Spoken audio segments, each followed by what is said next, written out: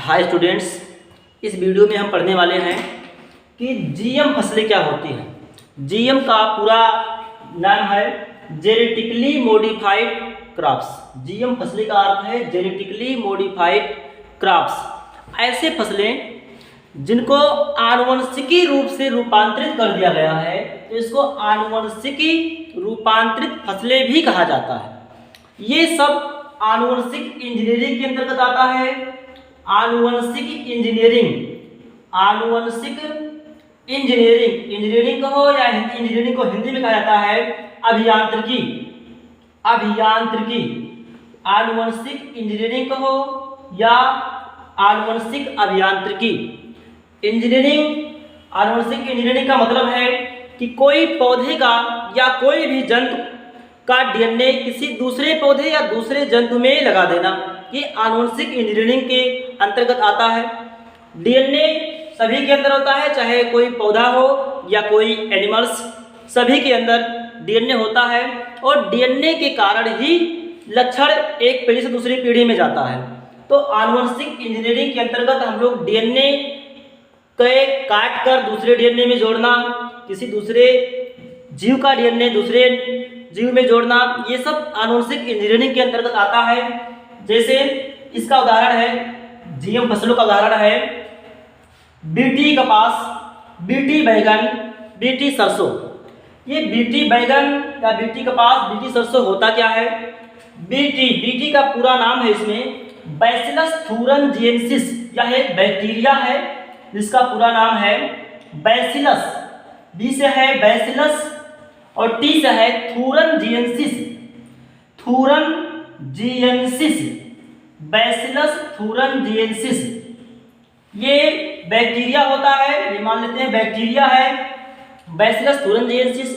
इसका जो डीएनए है, इस डीएनए में एक ऐसा जीन होता है, इस डीएनए में जो जीन है ऐसा जीन होता है जो एक टॉक्सिन का निर्माण करता है, अर्थात जहर का निर्माण करता है।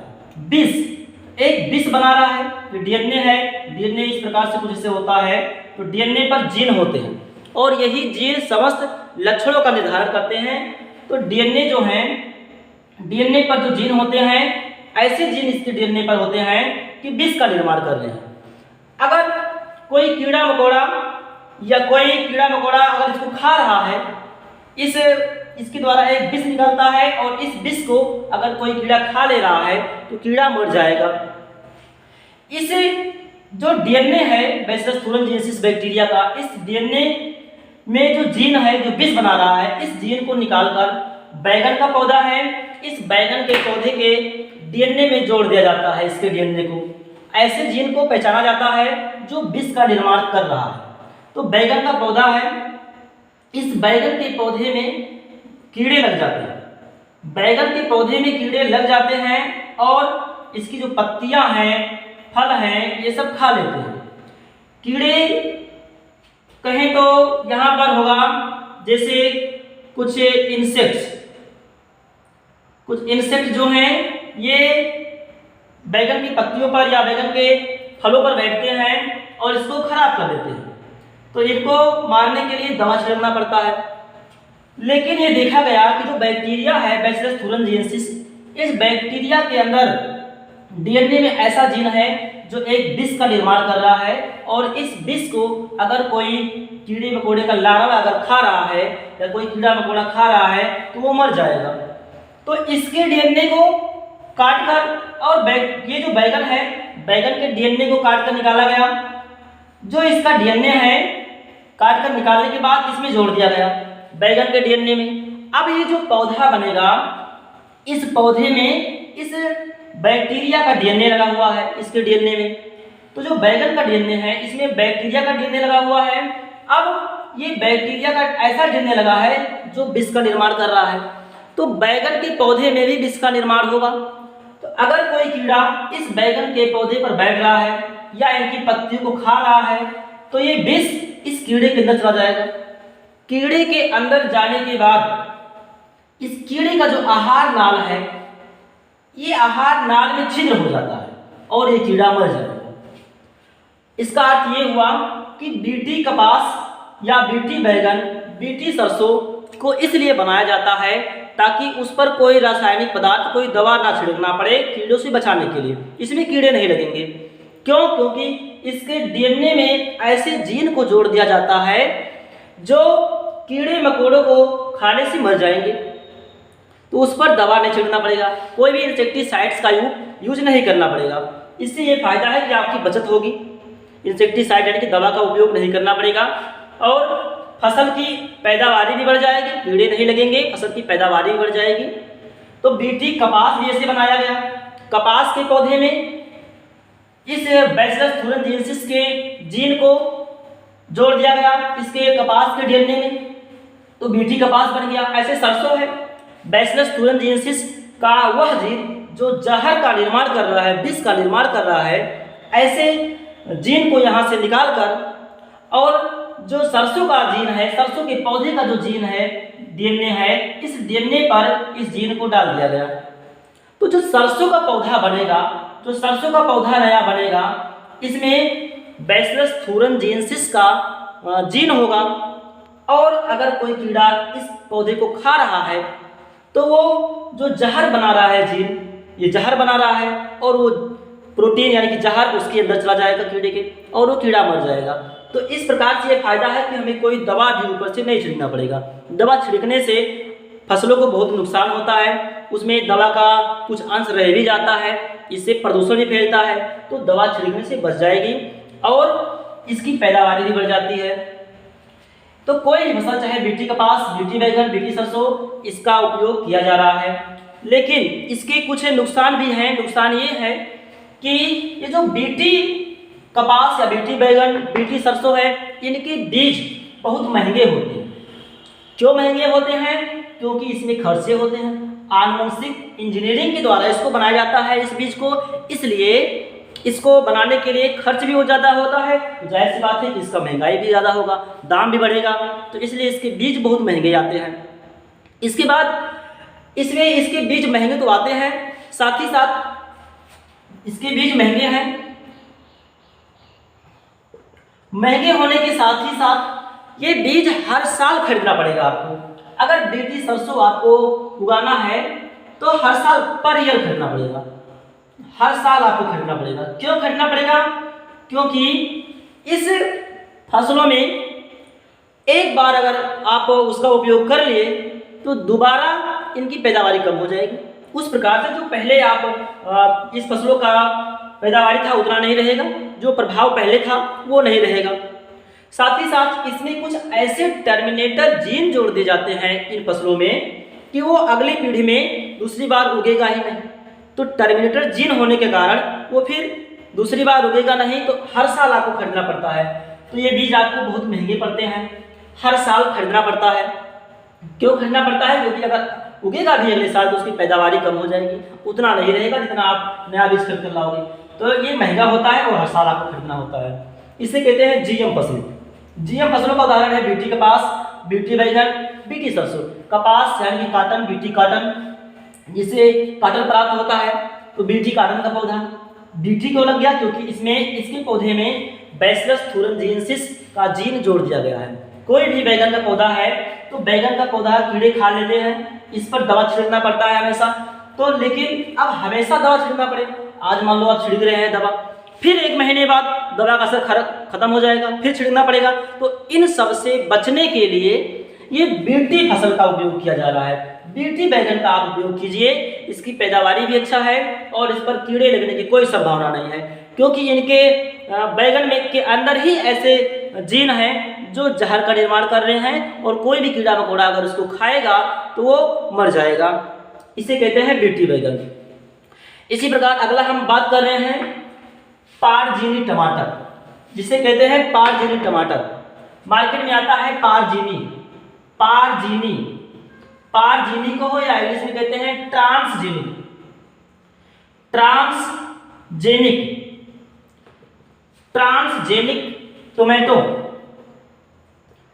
Transgenic tomato. ट्रांसजेनिक टोमेटो ऐसा टमाटर है जो मार्केट में आ रहा है, ट्रांसजेनिक टमाटर है।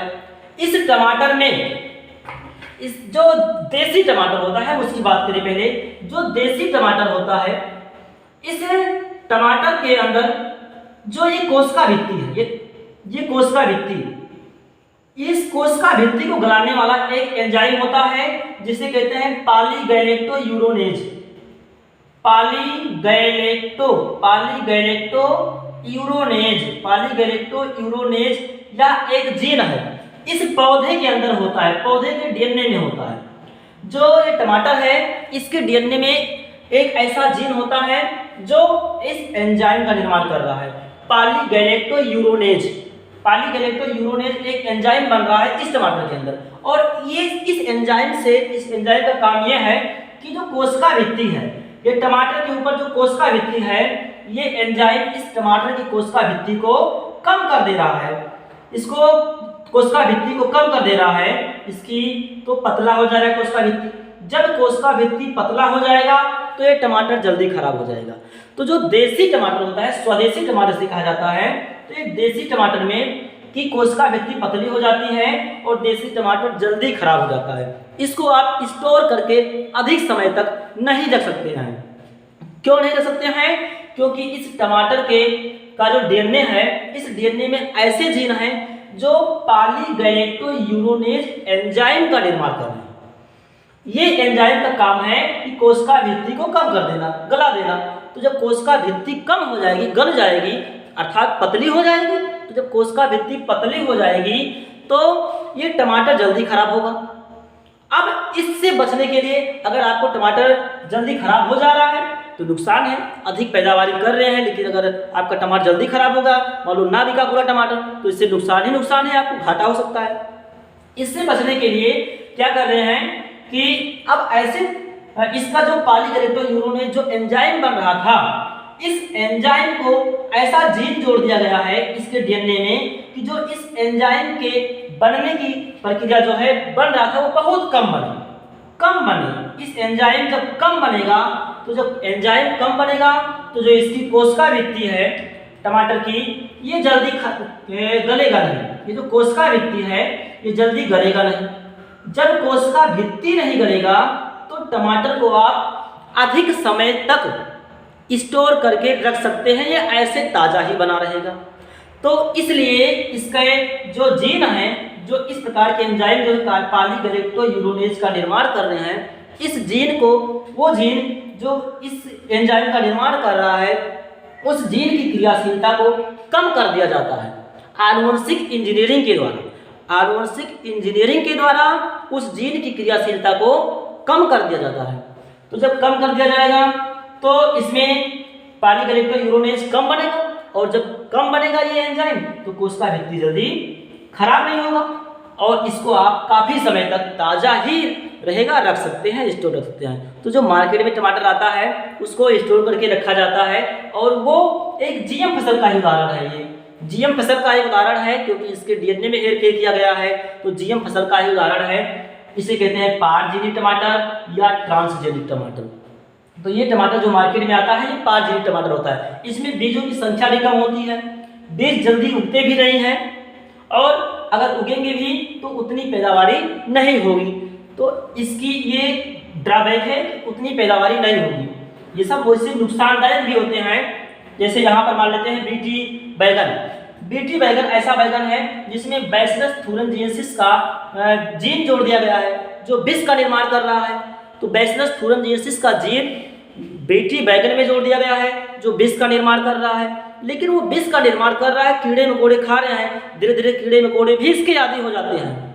और आदी हो जाते हैं जैसे मच्छर। अगर कमरे में मार्टिन जलाइए, अगर पहला दिन जला रहे हैं एक दिन तो मच्छर भाग जाएंगे, फिर भाग जाएंगे, लेकिन जब आप डेली जला रहे हैं मार्टिन तो मच्छर भी नहीं भागेंगे, उसी के आदी हो जाते हैं, अर्थात उनके अंदर प्रतिरोधक क्षमता आ जाती है और वो नहीं भागेंगे। इसी प्रकार यहाँ भी है कि इससे नुकसान भी है कि अगर आप लगातार उपयोग कर रहे हैं तो कीड़े मकोड़े भी उसी के प्रति प्रतिरोधी हो जा रहे हैं, और प्रतिरोधी होने के बाद वो भी जल्दी नहीं मरेंगे इसको खाने से। तो इस प्रकार से इसका नुकसान है।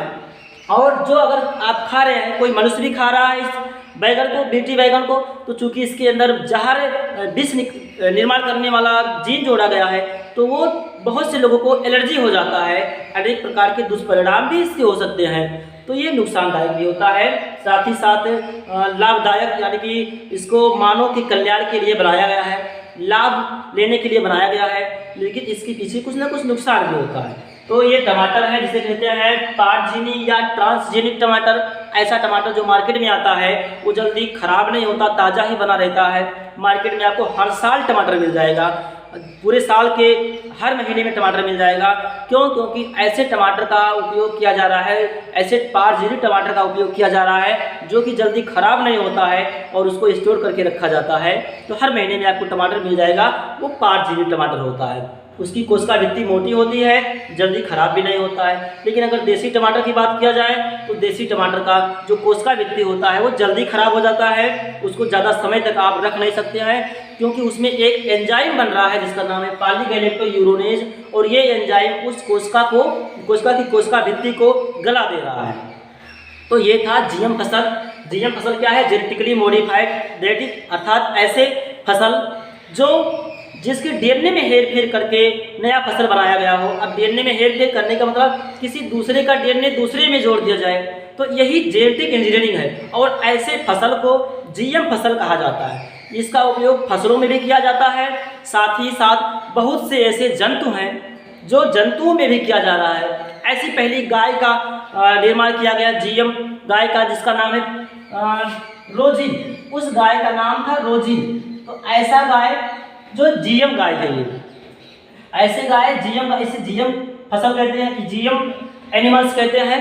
तो ऐसा एनिमल ये गाय थी, पहली गाय जिसका निर्माण किया गया रोजी का। इसके दूध में भरपूर मात्रा में प्रोटीन पाया जाता था। ऐसे डीएनए को जोड़ दिया गया कि उसके दूध में भरपूर मात्रा में, अधिक मात्रा में प्रोटीन पाया जाता है, और इसमें इसका गाय का नाम जो रखा गया रोजी। ऐसे एक मछली थी जिसको खाने के उपयोग से बनाया गया। तो पहले खाने वाले जंतु का निर्माण किया गया, जो पारजीनी जंतु कहिए या जीएम जंतु कहिए, उस मछली का नाम है सालमान मछली। सालमान मछली ये पहली जीएम एनिमल्स है जिसको खाने के उद्देश्य से बनाया गया। तो सालमान मछली का निर्माण किया गया, जीएम है, इसके डीएनए में दूसरे का डीएनए जोड़ा गया। ये सब आनुवंशिक इंजीनियरिंग के द्वारा किया जाता है। किस प्रकार से डीएनए को काटते हैं, अनेक प्रकार एंजाइम होते हैं जो डीएनए का काटने का काम करते हैं, फिर उसको दूसरे डीएनए के साथ जोड़ा जाता है। तो ये सब प्रक्रिया आनुवंशिक इंजीनियरिंग, या जिसे कहते हैं जेनेटिक इंजीनियरिंग, हिंदी में कहिए तो आनुवंशिकी अभियांत्रिकी कहा जाता है। तो आनुवंशिकी अभियांत्रिकी कहिए या जेनेटिक इंजीनियरिंग कहिए, या इसको जीएम फसल है तो जीएम फसल, या जीएम जंतु है तो जीएम जंतु। ऐसे अनेक मुर्गियों का निर्माण किया गया, जीएम मुर्गियों का निर्माण किया गया। जीएम मुर्गियों का निर्माण इसलिए किया गया ताकि उसमें कोई बीमारी ना हो। मुर्गियों में बीमारी आम बात है। अगर कोई मुर्गी पालन कर रहा है तो उसके मुर्गी पालन करते समय अनेक ऐसी बीमारी हैं, जीवाणु से होता है, वायरस से बीमारी होता है। तो अनेक ऐसी बीमारी हैं जो मुर्गियों में हो जाता है और मुर्गियां मर जाती हैं। तो जो मुर्गी पालन कर रहा है, जब मुर्गियां मरने लगेंगी तो उसको घाटा ही घाटा होगा। तो इससे बचने के लिए जीएम मुर्गियों का निर्माण किया गया। ऐसे मुर्गियों का निर्माण किया गया जो बैक्टीरिया के प्रति प्रतिरोधी हो, उस पर बैक्टीरिया कोई अपना प्रभाव ना डाल पाए। तो ऐसे मुर्गियों का निर्माण किया गया जिसे जीएम मुर्गी कहा गया। तो जीएम मुर्गियों का भी निर्माण किया गया है जो किसी भी बैक्टीरिया के रोग के प्रति प्रतिरोधी हैं, उनमें कोई भी रोग जल्दी ना हो, इस उद्देश्य से निर्माण किया गया। तो ऐसे बहुत से जंतु हैं, बहुत से फसल हैं, खीरा या और तमाम प्रकार की जो सब्जियां हैं, सब्जियों में, फसलों में इसका उपयोग, जीएम का उपयोग किया जा रहा है। जीएम फसलों का उपयोग किया जा रहा है, सब्जियों में, फलों में, तो अनेक प्रकार से इसका उपयोग किया जा रहा है। इसका अध्ययन ये सब जेनेटिक इंजीनियरिंग के अंतर्गत आता है। जेनेटिक इंजीनियरिंग में ये सब काम किया जाता है। किसी डीएनए को काट कर किसी दूसरे जीव के डीएनए के साथ जोड़ना, या फिर किसी जीन को एक डीएनए से निकालकर दूसरे डीएनए में डालना, ये सब आनुवंशिक इंजीनियरिंग के अंतर्गत आता है। और इससे बहुत से फायदे हैं, साथ ही साथ फायदे होने के साथ ही साथ नुकसान भी है। तो इसी के साथ ये समाप्त होता है, फिर अगले वीडियो मिलेंगे। तो साथ ही